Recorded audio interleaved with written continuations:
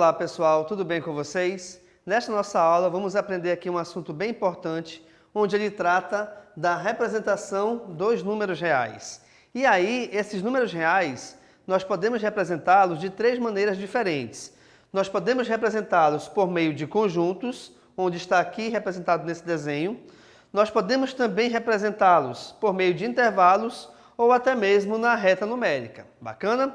Vamos começar então aqui pelos conjuntos. Reparem que pelo desenho nós temos aqui identificados 6 conjuntos diferentes, onde, indo da direita para a esquerda, eu tenho os números naturais, que esses números envolverão, a partir do zero, todos os valores positivos.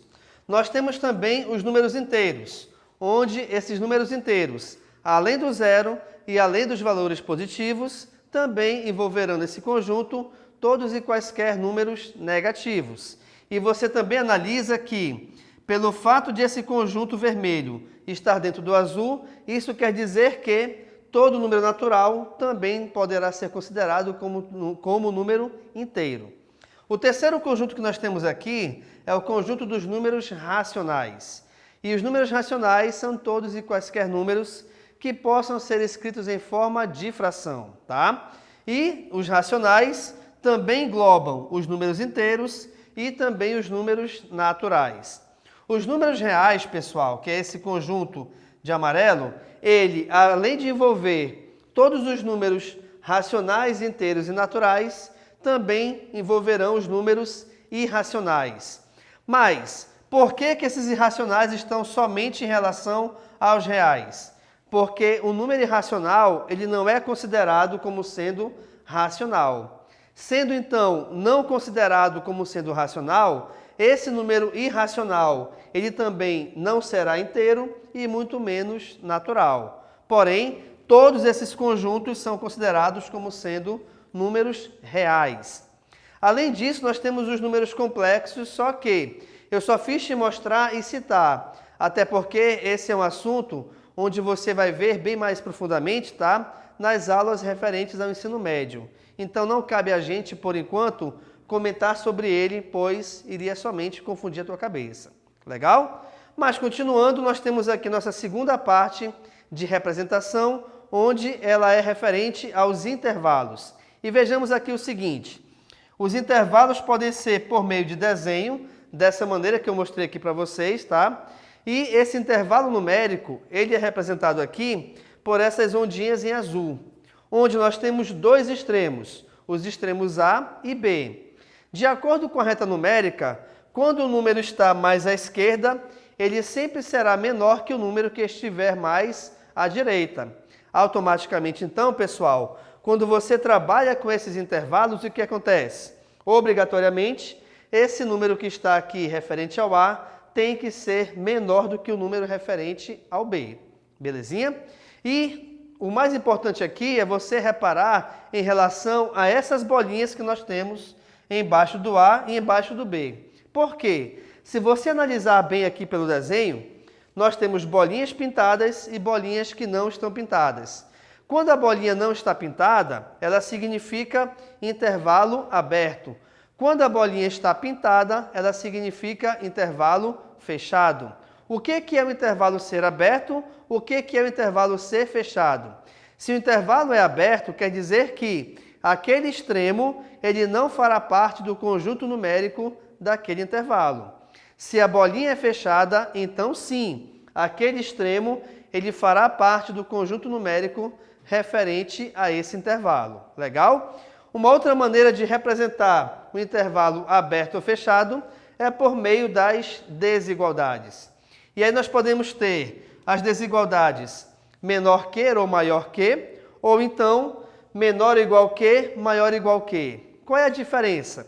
A diferença a olho nu aqui é você reparar a inserção desse traço a mais aqui embaixo na desigualdade.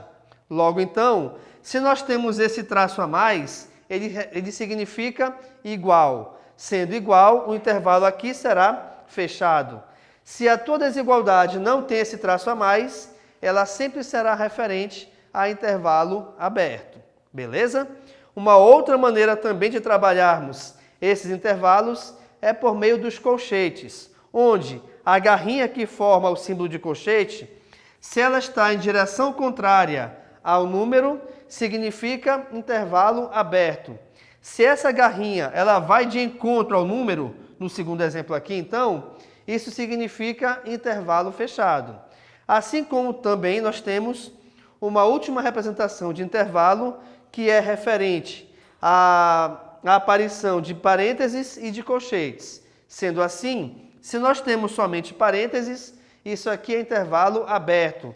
Se nós temos os colchetes, intervalo fechado.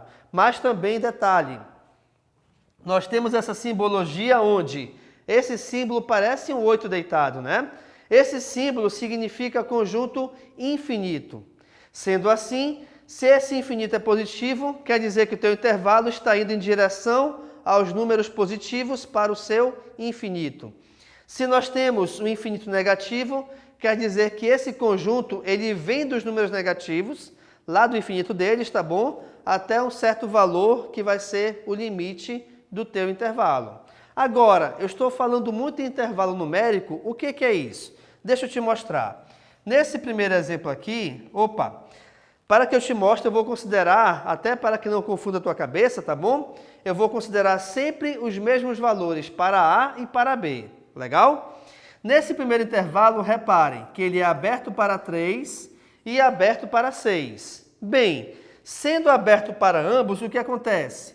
O conjunto deles, desse intervalo no caso, não poderá ter nem o 3 e nem o 6.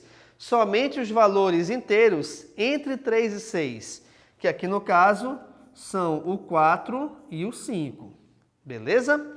Quando o teu intervalo ele é fechado para os dois valores, então aqui, fechado para 3 e fechado para 6, quer dizer então que aqui sim, nesse intervalo, o conjunto dos números referentes a ele poderão e deverão, na verdade, ter o 3 e 6 na sua composição.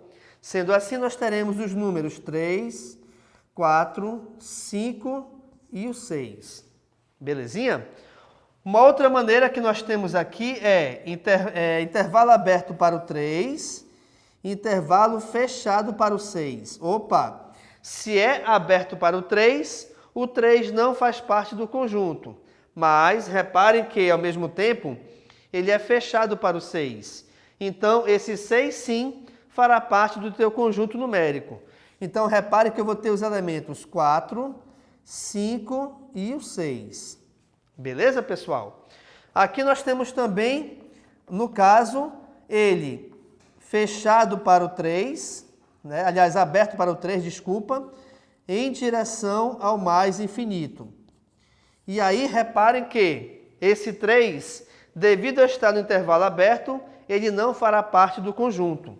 Então, nós temos 4, 5, 6 e aqui em direção ao infinito, até porque o mais infinito é o intervalo desse conjunto, tá bom? É um extremo desse conjunto, aliás. E por último, pessoal, reparem que ele vem do menos infinito até o valor do B fechado. Então, eu vou dizer que ele vem do menos infinito até o valor fechado para o 6. Então, nós teremos o conjunto iniciando do infinito. Então, tem aqui as reticências. E aí, por exemplo, menos 2, menos 1, 0, 1, 2, 3, 4, 5 e o 6. Então, gente, devido a esse último conjunto estar fechado para o 6, automaticamente e obrigatoriamente ele tem que finalizar no 6, tá? Outra coisa importante a verificar aqui é o seguinte: todo intervalo de infinito, ele sempre será aberto. Até porque se é infinito, a gente não sabe onde termina. Se não sabe onde termina, não tem como a gente considerar como sendo um extremo fechado, beleza? E uma última maneira de representar esses números reais é em relação à sua reta numérica. Vejamos aqui o texto, então. A reta real é uma representação gráfica do conjunto dos números reais de forma crescente da esquerda para a direita. O que isso quer dizer? Considerando seus valores da esquerda para a direita, eles vão aumentando o seu valor numérico. Então, esse zero, digamos que é o ponto de origem que separa números positivos à sua esquerda, aliás, à sua direita, e números negativos à sua esquerda, tá bom? Então, os valores negativos, eles vêm do menor para o maior e os valores positivos vão também do menor para o maior, tá bom? Sendo que, quando você compara, aliás, dois números reais quaisquer, vamos supor que eu vou comparar esses dois números. Bem, quanto mais à direita estiver o número, maior ele será em comparação ao outro.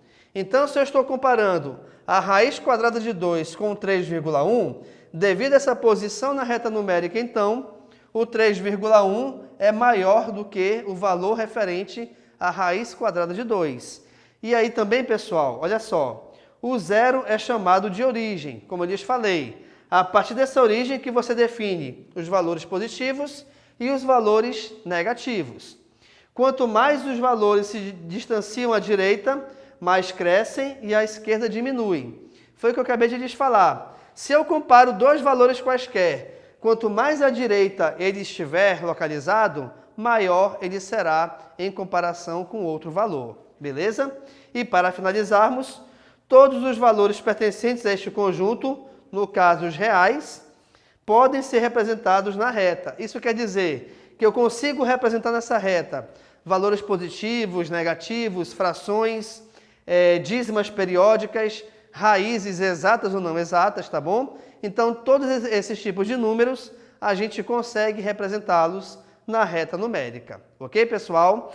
Então, essa nossa aula tratou da representação dos números reais, onde nós vimos essa representação por meio dos conjuntos, por meio de intervalos ou também por meio da reta numérica. Beleza? Então, muito obrigado e tchau.